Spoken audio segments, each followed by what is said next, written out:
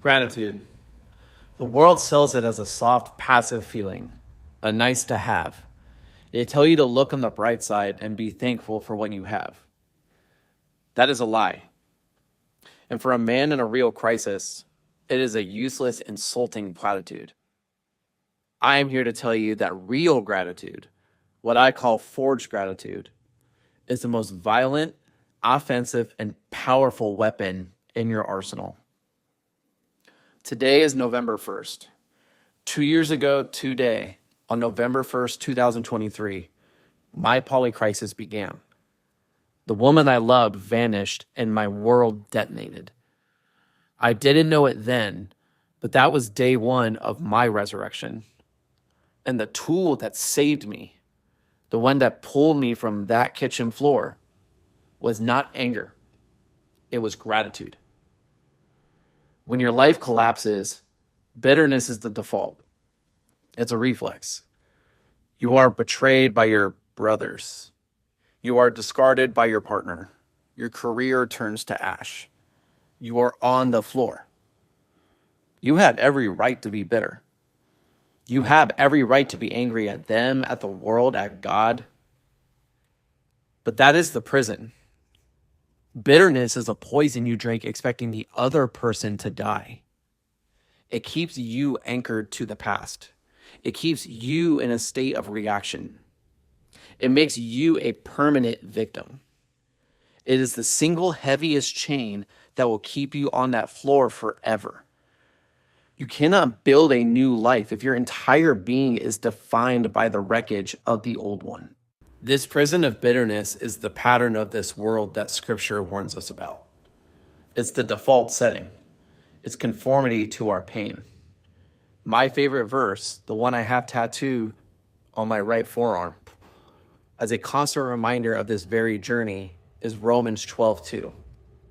Do not be conformed to this world, but be transformed by the renewing of your mind, that you may prove what is that good and acceptable and perfect will of God. I had to learn that gratitude isn't a passive feeling. It is the act of renewing your mind. It is the mechanism of transformation. It's the choice to stop conforming to the pattern of your pain and start the active, brutal work of forging a new mind. I spent months conformed to that pattern, in that prison. I was a ghost haunting my own life, poisoned by resentment. I replayed every conversation, every betrayal. I was trapped. My breakthrough did not come when I got over it. It came when I realized I had one final choice. I could not be grateful for the crisis, but I could be grateful for what the crisis revealed. I couldn't be grateful for the betrayal, but I was grateful that it taught me the shield wall was a myth and that I had to forge my own.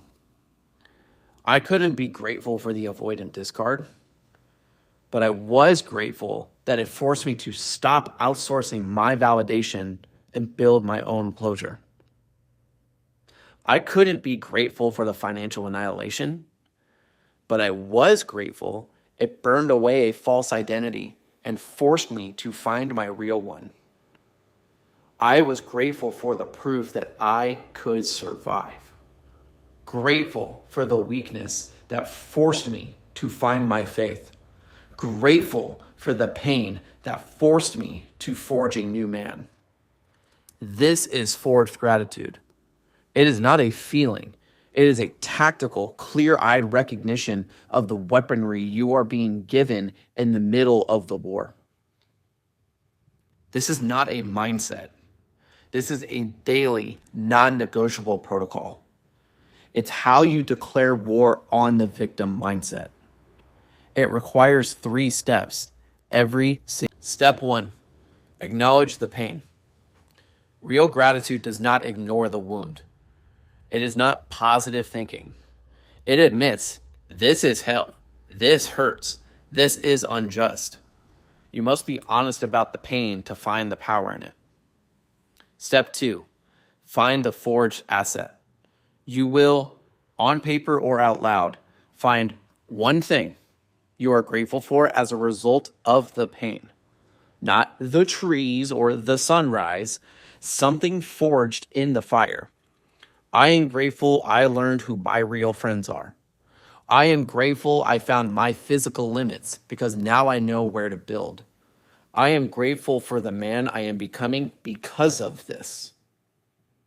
Step 3, testify. You will say it out loud. This is your testimony. You are speaking a new reality into existence. You are reminding the darkness that it has no hold on you. You are choosing as an act of will to build. 2 years ago, I was on the floor, a victim, a ghost. Today, I am here, forged. The only difference was the daily brutal work of executing a protocol. And that work was fueled by gratitude. Gratitude is not for the weak. It is the ultimate act of defiance. It's the choice to see the fire not as your end, but as your beginning. This is the deepest, most powerful part of the resurrection. If you are on your own floor right now, if you are trapped in a prison of bitterness and resentment, this is the key. This is the way out. If you are ready to stop being a victim of your past and start being the architect of your future, I invite you to apply for a resurrection strategy call. This is not a sales call. It is a tactical briefing. We will diagnose your prison and forge the first key. Go to coachcoos.com and click apply. This month is November. It's Movember, a month where I am a proud ambassador fighting to stop men from dying too young.